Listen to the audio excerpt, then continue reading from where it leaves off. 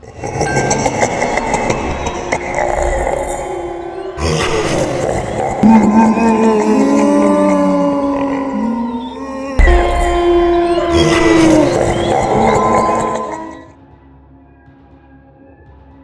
Friends, ghost lovers and horror story lovers అందరికీ కూడా CTV horror స్టోరీస్కి స్వాగతం అండి. మీ అందరి కోసం మరొక హారిఫైయింగ్ స్టోరీతో మీ ముందుకు వచ్చేసింది మీ CTV horror stories slot channel. ఇది మనకు అందజేసినటువంటి ఈ హారిఫైయింగ్ ఇన్సిడెంట్ని, తన జీవితంలో జరిగినటువంటి ఈ అనుభవాన్ని మన ఛానల్స్లో ప్రసారం చేసుకోవటానికి ఒప్పుకొని తనంతట తానుగా మనల్ని కాంటాక్ట్ చేసి మనకు ఈ ఇన్సిడెంట్ని చెప్పి ఎలాగైనా ప్రసారం చేయమని, తన పేరును మాత్రం నేరుగా చెప్పాలి, మిగతా విషయాలన్నీ చెప్పకుండా దాచమని చెప్పినటువంటి మన ఫ్యామిలీ సబ్స్క్రైబర్ మహేష్ గారికి మన సిటీవీ హర్రర్ ఛానల్స్ తరపున కృతజ్ఞతలు తెలియజేసుకుంటున్నానండి. సో ఆయన ఎదుర్కొన్నటువంటి హారిఫైయింగ్ ఇన్సిడెంట్ ఏమిటి అని కదా మీరందరూ ఆలోచిస్తున్నారు. వినే ముందు ఒక లైక్ చేయండి. అలాగే విన్న తర్వాత నచ్చితే తప్పకుండా మీ వాట్సాప్ గ్రూపుల్లోనూ మీ ఫ్రెండ్స్కి మన స్టోరీని షేర్ చేయండి. అట్లాగే మన ఛానల్ని సబ్స్క్రైబ్ చేసుకోండి. ఆల్ అనే ఆప్షన్ని యాక్టివేషన్లో ఉందో లేదో చెక్ చేసుకోండి, అదర్వైజ్ మీకు నోటిఫికేషన్స్ అయితే రావు.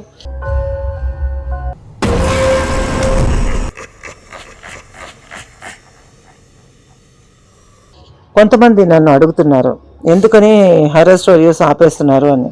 నేను ఆపలేదండి, రెగ్యులర్గా వస్తున్నాయి అని. అంటే దీని అర్థం ఏంటి అంటే, నోటిఫికేషన్స్ వాళ్ళకి రావడం లేదు. అంటే ఆల్ అనే ఆప్షన్ని వాళ్ళు ప్రెస్ చేసుకున్నారా లేదా, బెల్ ఐకాన్ని కరెక్ట్గా సెట్ చేసుకున్నారా లేదా ఒక్కసారి చెక్ చేసుకోవాల్సిందిగా మీ అందరికీ గుర్తు చేస్తూ, మహేష్ గారు ఎదుర్కొన్నటువంటి తన జీవితంలో ఎదుర్కొన్న హర్రర్ ఎక్స్పీరియన్స్ని నేను మీతో ఇప్పుడు ఒక స్టోరీ లాగా నేను మీకు చెప్పదలుచుకున్నానండి. ఇది మేల్ ఎక్స్పీరియన్స్ కాబట్టి స్టోరీ కూడా మేల్ పర్స్పెక్టివ్లోనే నేను చెప్పడం జరుగుతుంది. సో అందరూ కూడా మహేష్ గారికి బిగ్ హ్యాండ్స్తో వెల్కమ్ చెప్దామండి. సో అతను 90వ సంవత్సరంలో వంట మాస్టర్గా పనిచేసే రోజుల్లో టెక్కలకి సమీపంలో ఉండేటటువంటి ఒక చిన్న ఊరిలో ఆయన ఎదుర్కొన్న సంఘటన. ఆ రోజుల్లో ఆయన ఒక హాస్టల్ లాంటి ఒక గవర్నమెంట్ది కాదు, ప్రైవేట్ది అన్నట. అయినా సరే ఎక్కువ మంది పిల్లలు ఉండే ఒక హాస్టల్కి వంట మాస్టర్గా ఉండేవారట. ఆయన వంట మాస్టర్గా ఉన్న ఆ రోజుల్లో అసలు 90వ సంవత్సరమో ఎప్పుడో చెప్పారు ఆయన, క్లియర్గా నాకు అర్థం కాలేదు. 91 అనో చెప్పారు. సో అన్ని సంవత్సరాల కిందట టెక్కల దగ్గర పల్లెటూళ్ళు ఎలా ఉండేవో మనకు తెలియంది అయితే కాదండి. అయితే ఆయన వంట మాస్టర్గా ఉండడం వల్ల ఉదయాన్నే తెల్లవారుజామున హాస్టల్కి రావడము, మళ్ళీ పోవడము, ఇదంతా కూడా చాలా ఇబ్బందిగా అనిపించి ఆయన హాస్టల్లోనే తనకు ఒక అకామిడేషన్ కేటాయించవలసిందిగా వారి యాజమాన్యాన్ని రిక్వెస్ట్ చేయడం జరిగిందండి. అయితే వాళ్ళు చెప్పారు, అక్కడ వెనకాతలో ఉన్నటువంటి ఒక రూమ్ ఉందండి, ఆ రూమ్ మీకోసం మేము రెడీ చేస్తాము, అంతవరకు ఒక వారం రోజులు పడుతుంది కనుక ఆ వరకు మీరు రెగ్యులర్గా అప్ అండ్ డౌన్ చేసేస్తే మంచిది, నెక్స్ట్ వీక్ నుంచి మీరు తప్పకుండా ఇక్కడే ఉండవచ్చు, ఇక్కడే మీకు అకామిడేట్ చేస్తాము అని చెప్పడం జరిగిందటండి. అయితే వాళ్ళకి దగ్గరలో అందుబాటులో ఉండటం కూడా వంట మాస్టర్ వాళ్ళకు కూడా బెటర్ ఆప్షన్ కాబట్టి వాళ్ళు కూడా చాలా హ్యాపీ అయ్యారట, పిల్లలందరూ కూడా చాలా హ్యాపీ అయ్యారట. అయితే ఆ రోజుల్లో ఇప్పట్లాగా కేవలం మనీ రిలేషన్ కాదండి, వర్క్ చేసిన చోట పిల్లలు కానీ ఎవరు కానీ ఒక మంచి రిలేషన్లో, ఒక పద్ధతిలో హ్యాపీగా పలకరించుకుంటూ మాట్లాడుకుంటూ వెళ్తూ ఉండేవారు ఆ రోజుల్లో.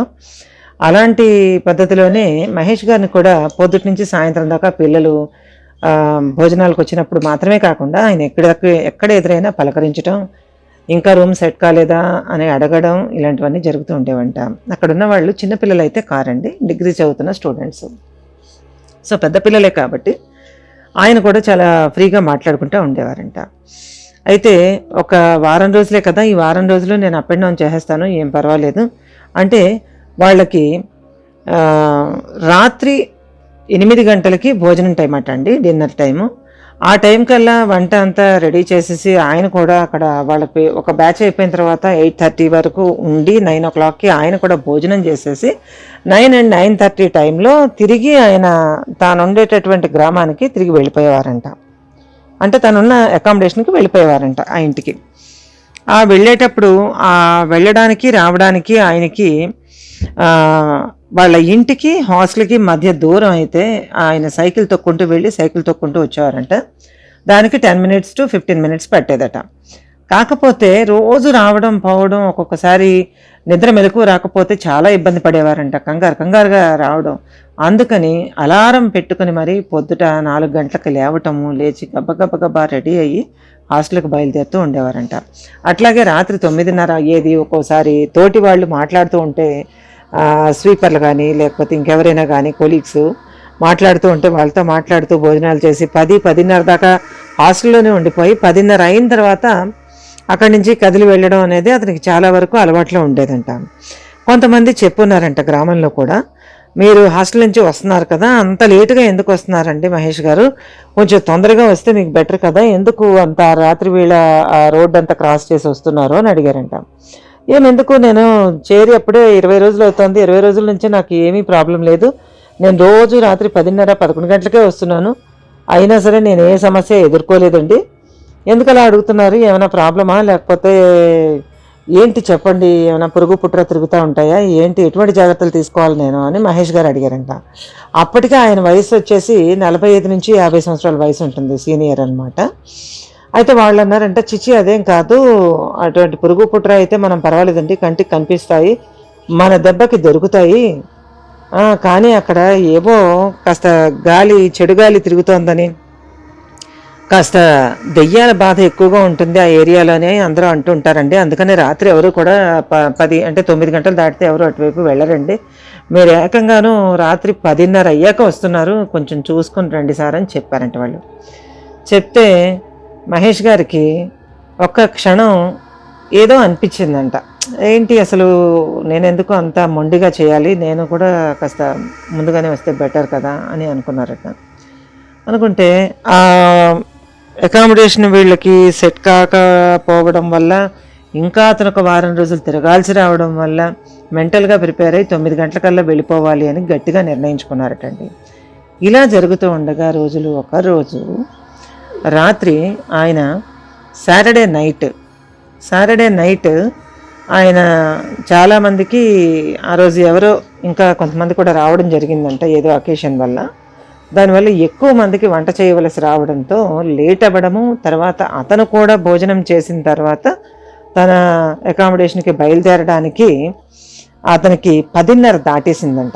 మొత్తం అన్నీ రెడీ చేసుకుని మరుసటి రోజు టిఫిన్కి కూడా అన్నీ రెడీ చేసుకుని వెళ్ళేసరికి చాలా ఆలస్యం అయిపోయిందంట. దాదాపుగా 10:30 దాటిపోయి 11 దరిదాపుల్లోకి ఉందంట టైము.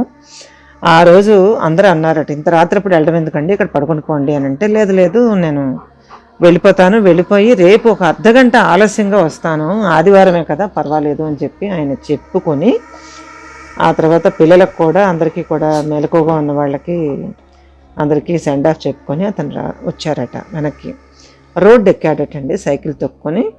అలాగ చిమ్మ చీకట్లో టార్చి ఒకటి కట్టి ఉండేదట సైకిల్కి, ఆ టార్చ్ ఆన్ చేసుకొని అతను అలాగా దారి చూసుకుంటూ వెళ్ళిపోతున్నారంట.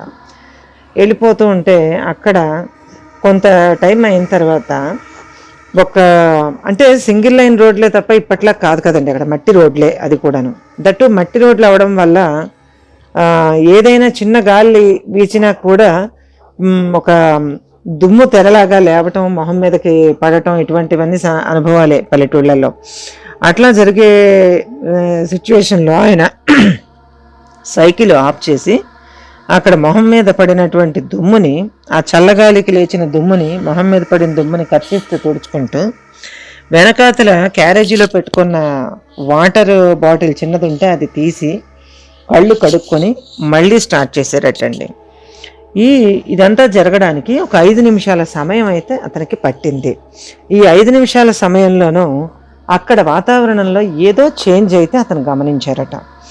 గమనించి ఎవరైనా మనుషులా లేకపోతే ఏంటి, తనలాగే ఎవరైనా ఏదైనా డ్యూటీ చేసుకుని దూరం నుండి కానీ వస్తున్నారా, ఏంటి పరిస్థితి అని అతను ఆగి వెనక్కి టార్చ్ లైట్ వేసి చూశారటండి. చూస్తే అక్కడ ఎవరు లేరు. కానీ ఏదో చిన్న చప్పుడు, ఎవరో మనుషులు ఒకళ్ళో ఇద్దరు నడిచి వస్తూ ఉంటే వచ్చే చప్పుడు, ఒక రకమైన చిన్న గుసగుస లాంటి చప్పుడు, మాటల ధ్వని లాంటిది. ఎవరో హవాయి చెప్పులు వేసుకుని, కొంచెం లూజ్ అయిన హవాయి చెప్పులు వేసుకుని మట్టి రోడ్డులో నడిస్తే ఎలాగైతే చపక్ చపక్ మన సౌండ్ వస్తుందో అలాంటి చిన్న సౌండ్, మరి పెద్దది కూడా కాదండి, చిన్న సౌండ్ చెవులకు సోకిందంట. చెవులకు సోకేటప్పటికి ఏంటి సౌండ్, ఎవరు వస్తున్నారు, ఈ చీకట్లో నాకు కనపడలేదా, లేకపోతే ఏదైనా గాలి గానినా అని ఆయన అనుకున్నారట. అప్పటిదాకా అతనికి భయం అంటే తెలియలేదు. అంటే రోజు వచ్చేదారే వెళ్ళేదారే కదా, అలవాటైపోయింది. ఏ మూల ఏ చెట్టు ఉందో, ఏ మూల ఏ టర్నింగ్ ఉందో, ఎక్కడే రాయి ఉందో అతనికి తెలుసు. రోజు 2 సార్లు తిరుగుతూ ఉంటున్నారు కాబట్టి. కానీ ఆ రోజు తన ఏరియాలో ఉన్న వాళ్ళు చెప్పిన మాటలు, ఏదో గాలి దెయ్యాలు తిరుగుతూ ఉంటాయి, ఇటువంటివన్నీ చెప్పేటప్పటికీ ఈ వినబడిన సౌండ్స్, ఈ గుసగుసలు లాంటివి, చల్లటి గాలి మొహం మీదకి సడన్గా రావడం, ఆ గాలితో పాటు దుమ్మును తీసుకురావటం, ఆ దుమ్ము కళ్ళల్లో పడి కళ్ళు కడుక్కునే పరిస్థితి రావటం, ఇవన్నీ అతనికి ఎందుకో కొంత వియర్డ్గా అనిపించి ఇది ఏంటో అసలు, ఎందుకు నేను బాగా ఆలోచన చేశానేమో, అక్కడ హాస్టల్లోనే పడుకుండిపోయాను కాదు, అనవసరంగా తిరుగుతున్నాను, నేను ఎవరు చెప్పినా నేను వినట్లేదు అని తనకు తానే అనుకుని, ఇంకా రేపటి నుంచి లేట్ అయినప్పుడల్లా హాస్టల్లో ఉండిపోతాను, నాకు రూమ్ సెట్ అయ్యే వరకు అని అనుకున్నారటండి. అనుకుని ఆయన కొంచెం దూరం నడిచేటప్పటికి అతని బ్యాక్ టైర్లో గాలి బాగా తగ్గినట్టుగా అనిపించిందంట. సైకిల్ టైర్లో గాలి తగ్గిందంటే మనం ఈడ్చుకుని వెళ్ళినట్టే తప్పించి దాంట్లో సుఖం ఉండదండి. అక్కడ ఏం దొరుకుతాయి ఆ రాత్రిపూట? అలా నెమ్మదిగా మెల్లిగా మేనేజ్ చేసుకుంటూ ఆ రాత్రి ఆ గుసగుసలన్నీ వినుకుంటూ చెమటలు దిగగారుతూ ఉంటే క్రాఫింగ్లోంచి కూడా చెమటలు వచ్చేస్తున్నాయి.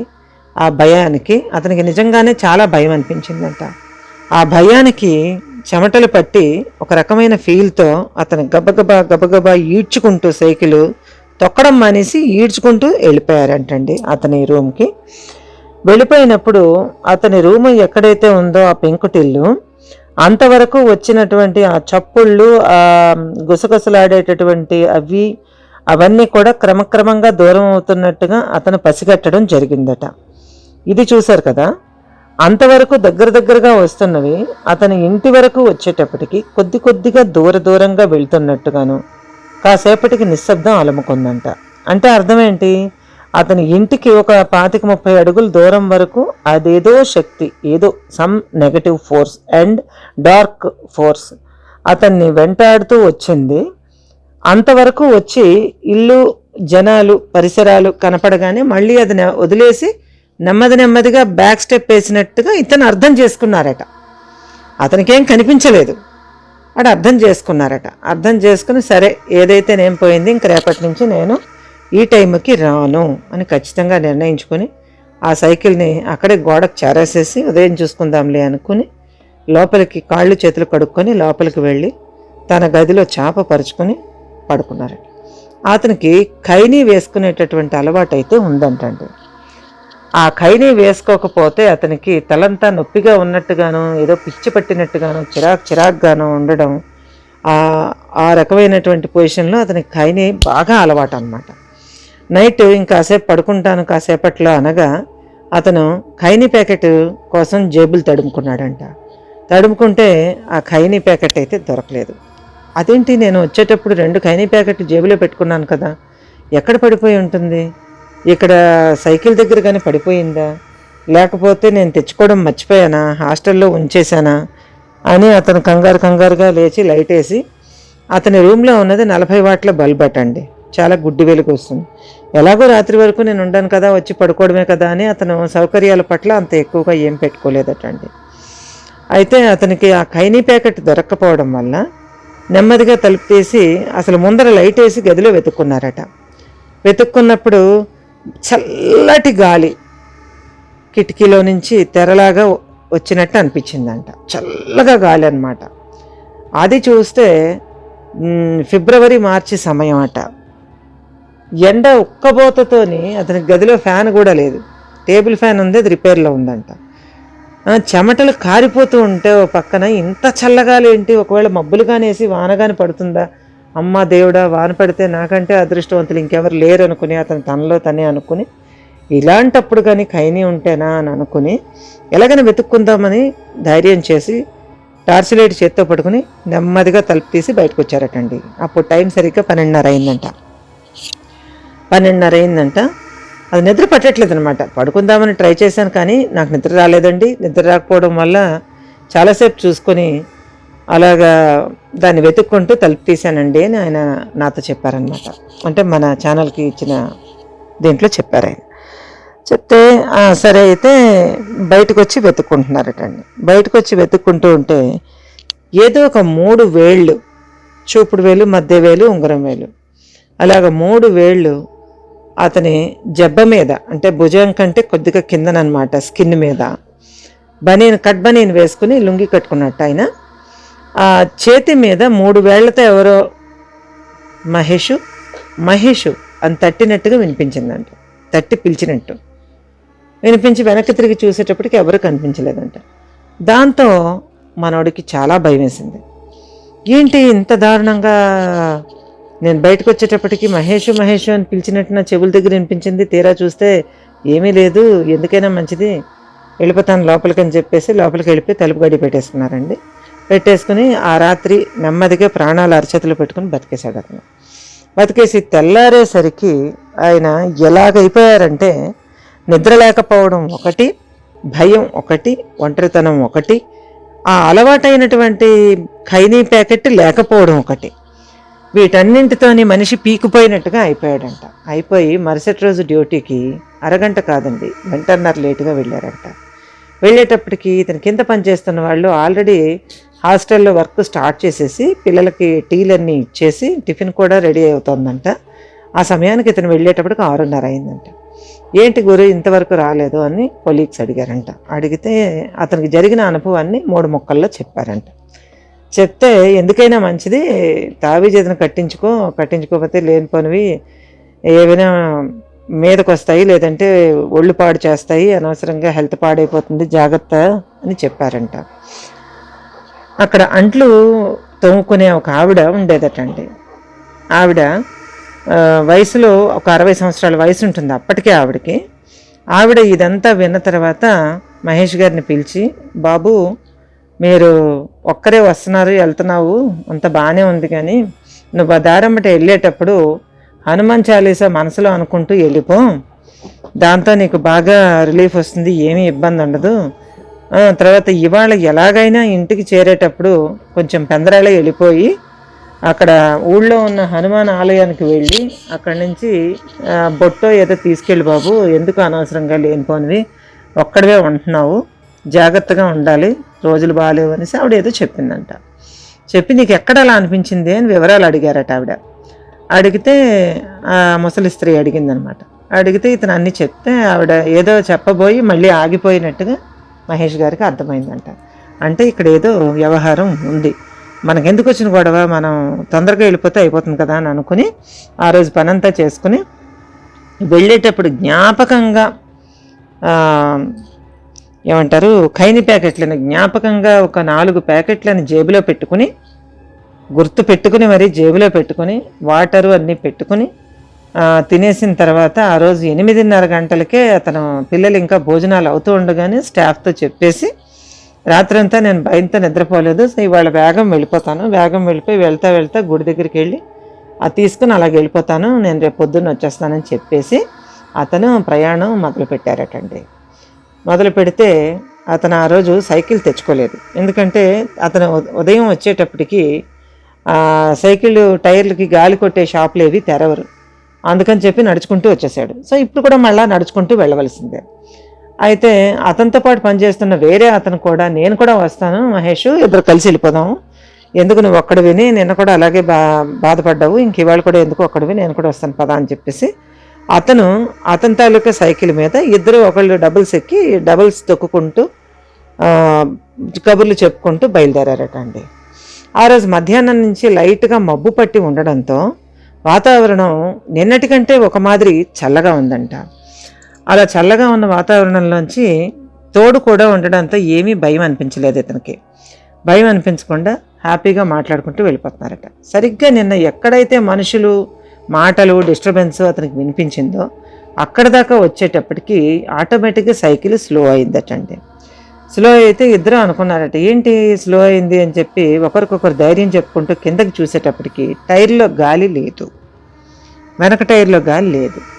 నిన్న నాకు కూడా ఇలాగే అయిందిరా, వెనక టైర్లో గాలిపోయింది, ఇప్పుడు మన ఇద్దరం వచ్చాం, ఇద్దరికి కూడా అలాగే అయ్యింది, నీ సైకిల్కి కూడా అలాగే అయ్యింది. మొత్తానికి మనం ఇక్కడి నుంచి వేగంగా వెళ్ళిపోవడం మంచిది, వదిలేస్తే ఈ సైకిల్ ఎక్కడే వదిలేసి పారిపోదాం అని చెప్పి ఇతను మెంటల్గా ప్రిపేర్ అయిపోయాడట మహేష్. ఎందుకంటే అతను అంత భయపడి ఉన్నారు. సహజమే కదండి మరి. అయితే ఏం పర్వాలేదులే, ఎందుకు భయం, ఎందుకు వెళ్ళిపోదాంలే, ఇద్దరం ఉన్నాం కదా ఒకళ్ళకొకళ్ళు, ఏం పర్వాలేదు, ఇద్దరం ఉన్నాం కదా వెళ్దాంలే అని అతను అన్నాడంట. సో మొత్తానికి ఒకళ్ళకొకళ్ళు ధైర్యం చెప్పుకుంటూ ఆ గాలి లేని టైర్లతో కూడిన సైకిల్ని మనిషిని లాగినట్టేనండి. అది గొప్ప తలపోటు. ఎందుకంటే టైర్లు గాలి ఉంటేనే బండి సౌకర్యం, లేకపోతే ఉపయోగం ఉంది. అది ఇంకా దాన్ని పీక్కుని లాక్కొని ఇద్దరు మాట్లాడుకుంటూ వెళ్తున్నారట. వెళ్తూ ఉంటే హే మహేష్ అని వినిపించిందంటండి. అని అంటే అదిగో విన్నావు గురు అని ఇతను అన్నాడంట. అంటే ఏంటి వినము, నేను వినలేదు అన్నాడట అతను. వినలేదా, ఒట్టినే నీకు కూడా వినిపించింది అని ఈసారి అతనికి వినిపించిందంట.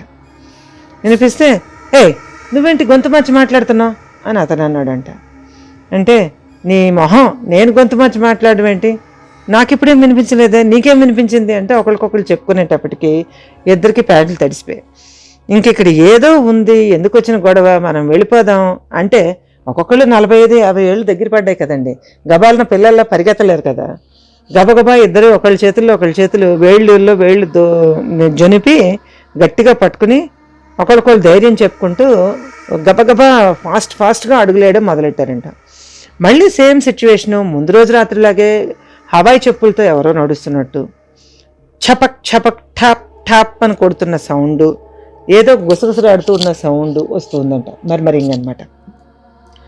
దీంతో ఏంటంటే ఇద్దరు జడుచుకుని చాలా ఫాస్ట్గా వెళ్ళిపోతూ ఉంటే ఇంకా 2-3 నిమిషాల్లో వాళ్ళు కాస్త ఊర్లోకి వెళ్ళిపోతారు. అంటే రోడ్డు దాటి టౌన్లోకి వెళ్ళిపోతారనమాట, ఊళ్ళోకి, గ్రామంలోకి.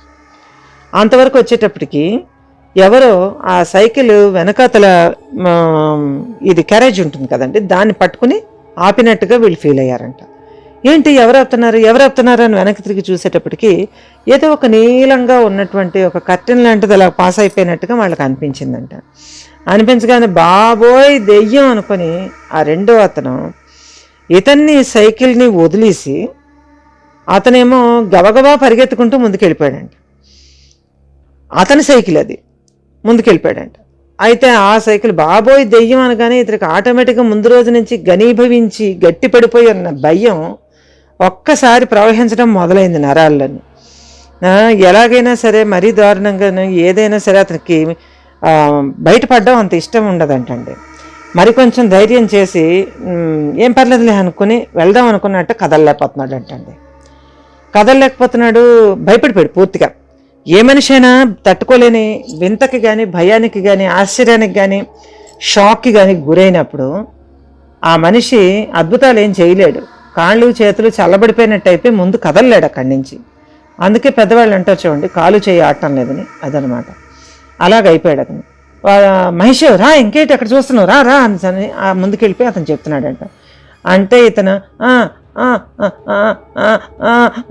అన్నాడంటే దబ్బని పడిపోయాడంట. అంటే భయం పీక్స్కి వెళ్ళిపోయిందండి, దబ్బని పడిపోయాడంట. పడిపోతే పాపం అతను వెనక్కి వచ్చి ఇతను కూడా సైకిల్ని వదిలేసి ఇతను పట్టుకొని వెళ్ళి మెల్లిగా అతని రూమ్కి వెళ్ళి తాళం తీసుకుని లోపలికి వెళ్ళి తలుపు పెట్టేసుకుని గజగజ వణుకుతున్నారట ఇద్దరును. ఆ తర్వాత అతనికి తెలిసిన హనుమాన్ చాలీసావో ఏవో ప్రేయర్లు, శ్లోకాలు, ఏవో పద్యాలో పాటో ఏదో మొత్తానికి దేవుడిది అలాగ హమ్ చేసుకుంటూ కొంచెం వాళ్ళకి వాళ్ళు మనసుని వేడెక్కించుకొని అమ్మ పర్వాలేదు అని అనిపించుకుని ఒకళ్ళకొకళ్ళు ఇచ్చేసి చెరొక ఖైనీ ప్యాకెట్ తీసుకొని తినేసి ఆ మత్తులో నెమ్మదిగా పడుకోవడానికి ప్రయత్నం చేశారంటండి. సరిగ్గా అర్ధరాత్రి టైం ఎంత అయిందో తెలీదు, కరెంటు పోయిందటండి. కరెంటు పోతే అందులో ఆ రెండో అతను పడుకున్నాడు. మహేష్ గారికి కనుమాపుగా నిద్ర పట్టింది, మళ్ళీ మెలకు వచ్చేసింది. ఆ ఒక్కకి మెలకు వచ్చేసి కరెంటు పోగానే లేచి చూసేటప్పటికి నోరంతా ఖైనీకి సంబంధించిన ఒక రకమైన ఘాటైన వాసనతో నిండి ఉంటుంది, ఖైనీ తినేవాళ్ళకి కదండి. అలాగే అతనికి కూడా అనిపించి, గొంతు మంటగా అనిపించి నీళ్లు తాగుదామని మెలకు వచ్చిందనమాట. లేచి కూర్చునేటప్పటికీ చిన్నగా ఎవరో సన్నటి గొంతుతో పాడుతున్నట్టుగా వినిపించిందంట. ఈ విషయాన్ని ఇప్పుడు చెప్తూ కూడా మన ఛానల్ వాళ్ళతో చెప్తూ అతను భయపడడం నాకు చాలా వింతగా అనిపించిందండి. ఇప్పటికి అతను చాలా పెద్దవాయన అయిపోయారు, ముసలాయన అయిపోయారు ఇప్పటికీ. అయినా సరే అతను జ్ఞాపకం తెచ్చుకుని చెప్పడానికి మనం మెచ్చుకోవాలండి. అయితే ఏదో సన్నటి గొంతుతో పాడుతున్నట్టు అనిపించిందంట. అతను ఆటోమేటిక్గా శ్రద్ధగా వినడం మొదలుపెట్టాడంట. శ్రద్ధగా వింటుంటే వచ్చాను నేనొచ్చాను నీకోసం నేనొచ్చాను అని వినిపిస్తుందంట. ఇతనికి నోటొకటి కొట్టింది. వెంటనే పక్కనున్న వ్యక్తిని చేతులతో గబగబ గట్టి కుదిపేశాడంట. లెగరా లెగరా అని. అంటే ఏటివే లేపుతావు అని మెల్లిగా లేచి కూర్చున్నట్ట. విను విను విను దెయ్యం పాడుతుంది అన్నాడు. దెయ్యం పాడడం ఏంటి అని అప్పుడు ఇద్దరు కలిసి జాగ్రత్తగా చెవులు రిక్కించి విన్నారట. ఏం వినిపించలేదు. ఇప్పుడు ఇతనికి ఏం వినిపించలేదు. ఆ కొంచెం సేపు అయిన తర్వాత మళ్ళీ అదే సన్నటి వాయిస్, నీలపు తెరల కిటికీ వెనక నీకోసం నేనున్నాను అని వినిపించిందట. చూసావా నేలెత్తారలట అన్నాడట పక్కనున్న అతను. ఏటి నేలెత్తారులే నీకు నాకేం వినిపించలేదు అని ఇతను అన్నాడంట. లేదు నేలెత్తారుల కిటికీ వెనక నీకోసం నేను ఉన్నానని పాడుతుందిరా అని అంటే, లేదు నేనున్నాను అని పాడుతుంది అని అంటే, ఆ రెండో అతను గబగబా పెన్సిల్ తీసి అక్కడ ఉన్న కాగితం తీసి వెంటనే వాళ్ళు లిస్టులు రాసుకునే పుస్తకంలో అడుగుతుంటే దాని మీద రాశారట 2 వాక్యాలను. నేనున్నాను నీకోసం నేను వచ్చాను అనే సంథింగ్ ఇప్పుడు పాడింది అనమాట. నీలపుతరల కిటికీ వెనక నీకోసం నేను ఉన్నాను. అది రాసి చదువుకునేటప్పటికి వీళ్ళిద్దరికీ ఆటోమేటిక్గా జ్వరము, జలుబు, కాళ్ళు నొప్పులు, నడువు నొప్పులు, ఒళ్ళు నొప్పులు అన్నీ ఒకేసారి వచ్చాయి. అంటే అంత భయం అనిపించిందట అండి. అంత భయం అనిపించి కదలలేక మెదలలేక అక్కడి నుంచి ఎటు పోలేక టైం చూడడానికి అంత ఇదేం లేదండి. వాళ్ళకి తెలియదు ఎంత అయిందో కూడా. మంచి నిద్రమత్తులో ఉండగా జరిగిన సంఘటన ఇది. ఆ తర్వాత రాత్రంతా అది వినిపిస్తుందా లేకపోతే ఏమైనా చేస్తుందా అన్న భయంతో వీళ్ళకి చాలా భయం అనిపించింది. భయం అనిపించి ఏం చెయ్యాలో అర్థం కాక ఒకళ్ళకొకళ్ళు దగ్గరగా జరిగి కూర్చున్నారంట. ఆ చాప మీద కూర్చుంటే వాళ్ళ కిటికీ తలుపు పటాక్కని తెరుచుకుందంట. ఆ చెక్క తలుపు తెరుచుకుని 2 తెల్లటి చేతులు ఆ చువ్వని గట్టిగా పట్టుకుని, ఏదో ఒప్పుల కొప్పు ఆడినప్పుడు ఆడపిల్లలు పట్టుకుంటారు కదా అట్లా పట్టుకుని, వేళ్లల్లో వేళ్ళు గుచ్చి పట్టుకుని ఆ చువ్వను అనమాట రాడ్ని పట్టుకొని అటు ఇటు ఎవరో ఆడపిల్ల ఊగుతూ పాడుతున్నట్టుగా వీళ్ళకి కనిపించిందట అండి.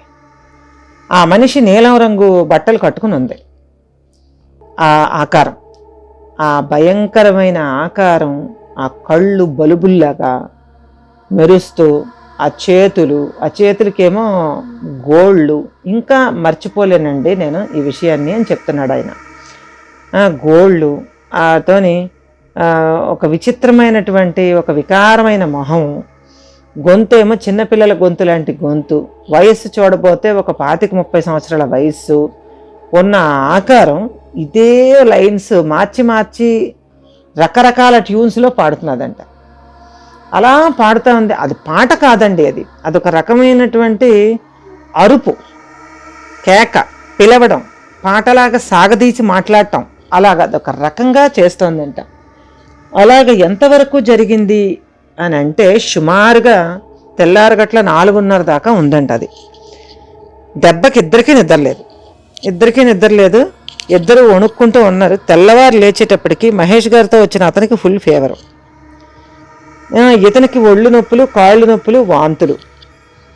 ఇది అయ్యేటప్పటికి ఇద్దరూ రాకపోయేటప్పటికి హాస్టల్ నుంచి 10 గంటలకు ఎవరో వచ్చారంట. వచ్చి ఏంటి ఇలా ఉండిపోయారు మీరు అనేసి అంటే, ఇద్దరు చెరుకో పక్క పడి ఉన్నారంట అందులో గదిలో. ఇద్దరికీ బాగాలేదు. ఆ రూమ్ అంతా కూడా అసహ్యకరమైన వాసన వేస్తోందంట పాపం. వామిటింగ్స్ చేసేసుకుని తర్వాత ఈ బాధలన్నీ వీటితోనే ఒక రకమైన అసహ్యం, ఏం పర్వాలేదు, హనుమంతుడి శక్తి ముందు ఇవేవి ఆగవు, ఏం పర్వాలేదు, విశ్వాసం అనేది గట్టిగా ఉండాలే కానీ జరగని విషయం అంటే ఏమీ ఉండదు, నువ్వేం భయపడకు అని చెప్పి ఒక పరిహారం చేస్తాను, దాంతో దాని పీడ వీళ్ళకు వదులుతుంది అని చెప్పి వీళ్ళిద్దరికీ రక్ష తాళ్ళు కట్టి, మెడలోనూ చేతికి రక్ష తాళ్ళు కట్టారట. కట్టి అవసరమైన పరిహారాలు కొన్ని చెల్లించిన తర్వాత వీళ్ళకి 2 రోజులు కూడా గడవకుండానే తిరిగి వీళ్ళు నార్మల్ అవ్వడం జరిగిందంట. డాక్టర్ కూడా ఏదో చూసి భయపడ్డారు, ఇది దడుపు జ్వరం తప్ప ఇంకేమీ లేదు అని చెప్పారట. ఆ తర్వాత వీళ్ళిద్దరూ కట్టకట్టుకుని జాయింట్గా అటు తిరగడం మానేసి హాస్టల్లో ఒకే రూమ్లో ఇద్దరూ సర్దుకొని ఉండిపోయేవారటండి. అట్లాగా అదే హాస్టల్లో మహేష్ గారు ఇంకా అతని కొలీగ్, అతని పేరైతే చెప్పలేదండి, వాళ్ళిద్దరూ కలిసి ఈ భయానకమైన అనుభవాన్ని ఎప్పుడు తలుచుకున్నా వాళ్ళకి పీడకలలు వస్తూనే ఉంటాయట. ఆ పక్క రోజు హనుమంతుడి గుడికి వెళ్ళి వీళ్ళు పూజ చేయించుకుంటారట. అయితే ఈ సంఘటన ఇప్పటికీ 30-35 ఏళ్ళ కిందట జరిగినప్పటికీ కూడా 30 ఏళ్ళు అయిపోయిందండి దాదాపుగాను. అయినా కూడా నేను దాన్ని మర్చిపోలేకపోతున్నాను. ఈ మధ్య కాలంలోనే నేను మీ ఛానల్ విన్నాను, చూశాను కూడాను. మీరు వీడియోలు చేస్తున్నారు, ఆడియో చెప్తున్నారు, అందుకని మీతో షేర్ చేసుకుందామని అనిపించింది. చెప్తే ఒకసారి నాతో పాటు పనిచేసిన వాళ్ళు ఎవరైనా సరే ఇది విన్నట్లయితే ఆ రోజు జరిగింది గుర్తు చేసుకుంటారు కదా, చెప్తే బాగుంటుందని నాకు అనిపించింది. ఈ స్టోరీ విన్న తర్వాత మీకు ఇది ప్రసారం చెయ్యొచ్చు అని అనిపిస్తే తప్పకుండా ప్రసారం చెయ్యండి అని మన ఛానల్కి ఆయన కోరడం జరిగిందండి. నాకు ఇది విన్న తర్వాత తప్పకుండా చెప్పచ్చండి. మనం కల్పిత కథలైతే మనం ఎంత హర్రర్ ఎంత టెర్రర్ అయినా జొప్పించవచ్చు, కానీ మీరు ఎదుర్కొన్నది ఆ రోజు రాత్రి, ఆ 2-3 రాత్రులు మీరు అనుభవించిన భయము, బాధ, నరకము, ఇవి నిజంగా మీరు అనుభవించినవి తప్పకుండా నేను ప్రజల్లోకి తీసుకుని వెళ్తాను, కథ రూపంలో చెబుతాను, మీ ఎక్స్పీరియన్స్ చెప్తాను, మీ పేరు కూడా చెప్తాను. కాబట్టి మీరు కూడా వినండి. మీది ప్రసారం అయిపోయిన తర్వాత ఎలా అనిపించిందో నాకు చెప్పండి అని నేను చెప్పడం జరిగింది. సో అతను చాలా సంతోషంగా తన వివరాలన్నీ మనకి ఈ స్టోరీలో వెల్లడించడం కూడా జరిగిందండి.